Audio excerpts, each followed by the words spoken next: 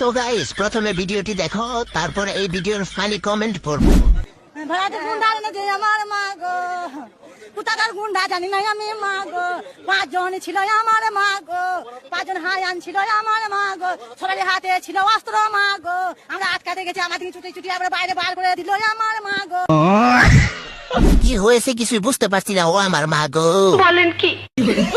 হাসবি না পাপির দল, এটা স্যাড ভিডিও। ও আমার মা গো, কি সুন্দর কবিতা বলতেছে। ও আমার মা গো, আস্তে আস্তে আমি মুতে দিলাম। ও আমার মা গো,